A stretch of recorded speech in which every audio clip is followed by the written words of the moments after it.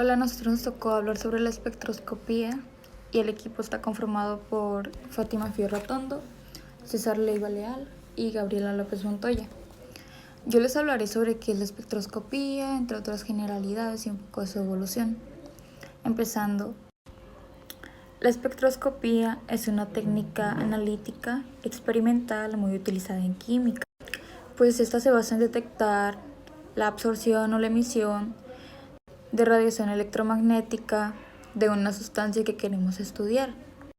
Para entender cualquier técnica espectroscópica, debemos de tener en cuenta que debemos contar con 3 elementos básicos, los cuales son la fuente de luz, la muestra que queremos estudiar y un detector. La fuente de luz irradia la muestra, interacciona con las sustancias que la forman, estas modifican la luz incidente y con un detector registramos la luz resultante de interaccionar con la muestra. Tenemos que saber interpretar las diferencias entre la luz incidente y la luz resultante para así obtener los resultados de la muestra. Ahora, los tipos de espectroscopía se diferencian según el tipo de energía radiante implicada. A esto me refiero que es según el tipo de luz que utilizamos para interaccionar con la muestra.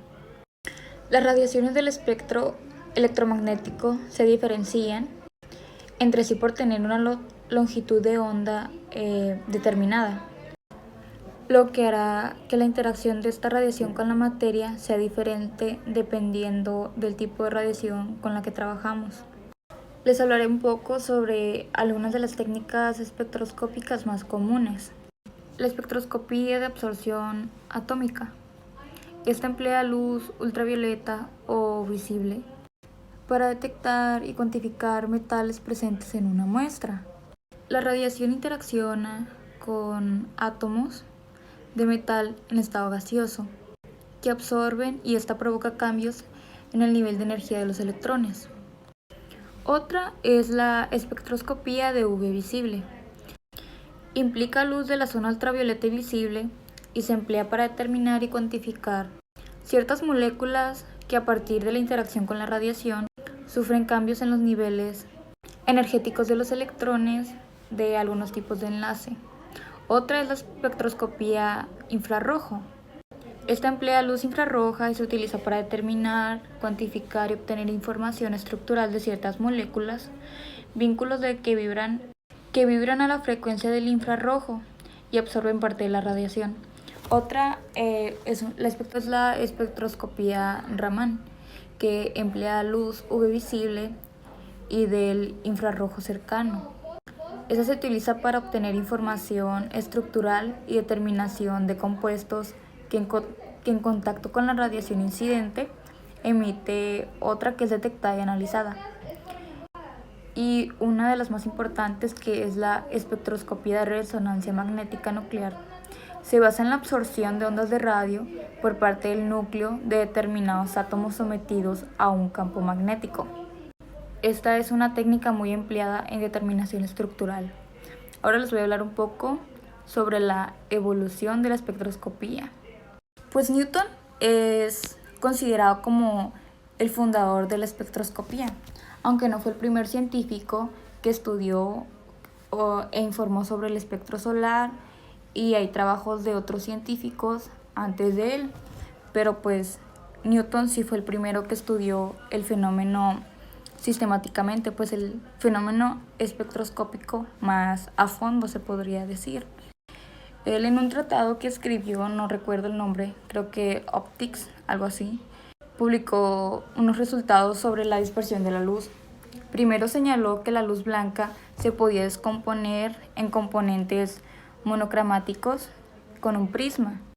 Luego demostró que no era el prisma el que emitía o producía los colores, sino que este prisma era el que separaba los constituyentes de la luz blanca. O a su vez esos componentes podían ser recombinados para generar luz blanca. En 1802, William Hyde Wollaston construyó un espectrómetro. Este incluía una lente para enfocar el espectro del Sol sobre una pantalla. Él se dio cuenta que los colores no se distribuían uniformemente, sino que faltaban parches de colores que aparecían como bandas oscuras en el espectro. Wollaston creía que eran líneas naturales entre los colores, pero esta hipótesis se descartó posteriormente en 1815 por el trabajo de Fraunhofer. El óptico Joseph von Fraunhofer dio un salto adelante experimental al reemplazar el prisma por una rejilla de refracción como instrumento de dispersión de las longitudes de onda. Pues se realizó muchos experimentos hasta llegar a un diafragma perforado por miles de ranuras equidistantes pero muy espaciadas. Así formó la primera rejilla de difracción. Las interferencias producidas por una red de difracción mejoraban mucho la resolución espectral con espectro de prisma, sino también que permitía medir las diferentes longitudes de la onda de la luz resuelta. La escala absoluta de longitudes de onda establecida por Fraunhofer abrió el camino para la comparación de los espectros obtenidos de laboratorios muy importantes en Europa.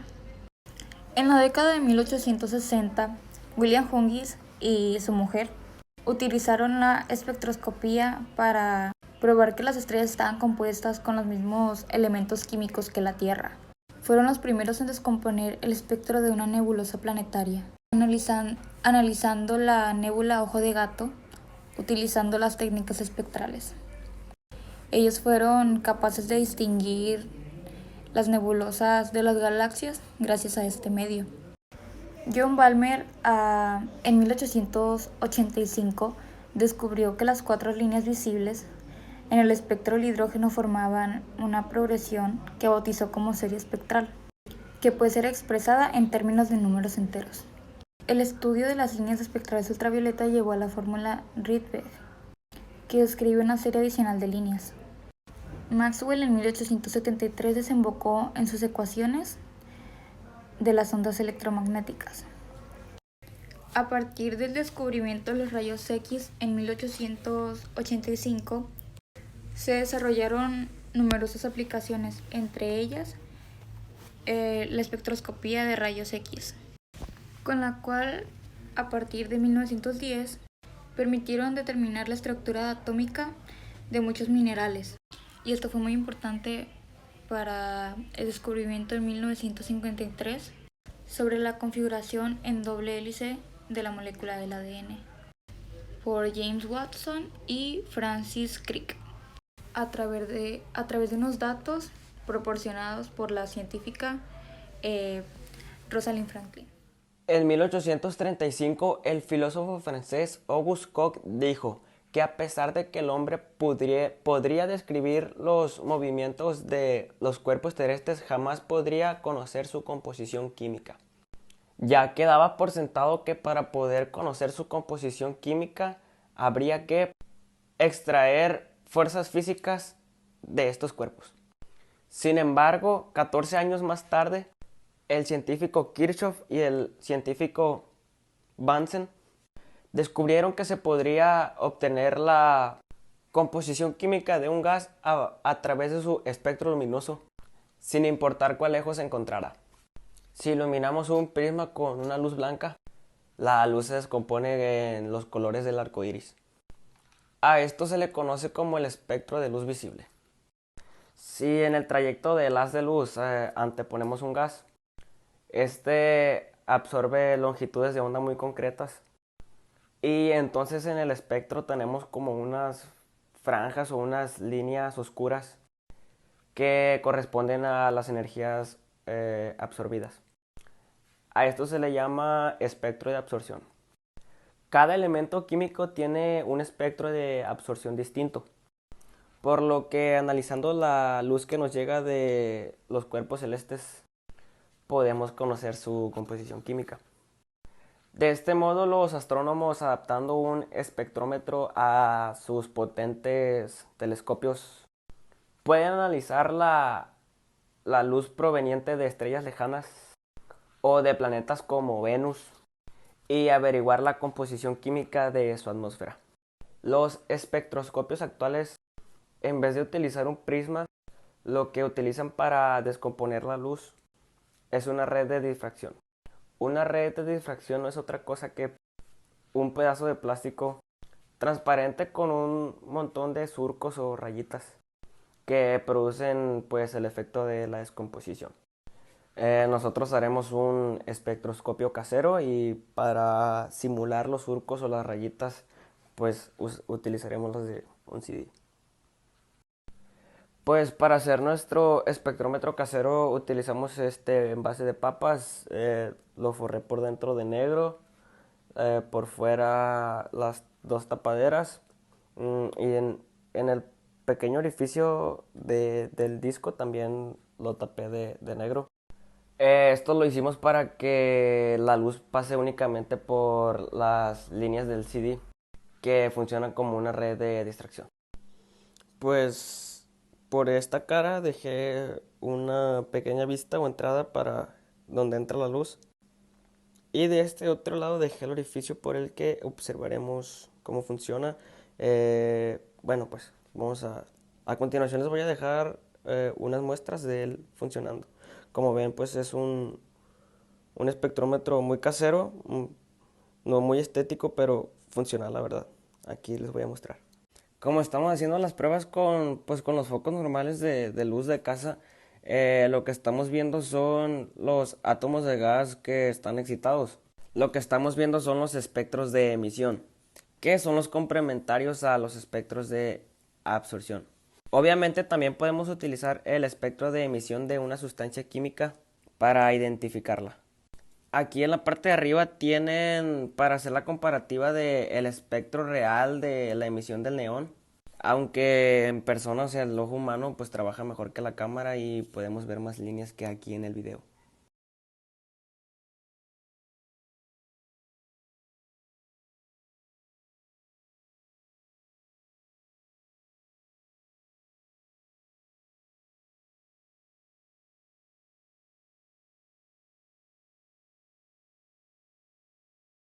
Y pues fue así como hicimos nuestro espectrómetro casero. La verdad es que a pesar de no ser muy estético, pues, es muy funcional. Como pueden ver, pues fue hecho de cosas reutilizadas. No, la verdad no tuvimos mucha complicación en hacerlo. Y pues los invitamos a que si tienen ganas y gustan ver estas cosas, pues con el ojo humano que la verdad se aprecian aún mejor, pues adelante que lo practiquen ustedes en su casa y pues nada, gracias. Algunas de las dificultades que tuvimos a la hora de hacer nuestro proyecto fue que por motivos de COVID no se nos era permitido reunirnos ni nada de eso, así que tuvimos que dividirnos todo para que así cada quien individualmente hiciese su parte y por estas mismas razones el COVID, eh, nosotros estamos tomando clases el grupo dividido y pues esto nos hace que no estemos aprendiendo lo mismo, que no estemos en el mismo contexto todos y esto nos hace que no sepamos lo mismo sobre este tema y los integrantes del equipo nos confundíamos a la hora de estar discutiendo sobre este tema. Algunas de las facilidades que tuvimos a la hora de hacer el proyecto fue que el tema que nos tocó fue uno fácil, por así decirlo, ya que era más fácil de hacer que otros eran más tediosos o algo así. Por esta misma razón, a la hora de hacer cada quien su parte, no nos fue tan difícil eh, porque no era tanto trabajo el que se tenía que hacer cada quien.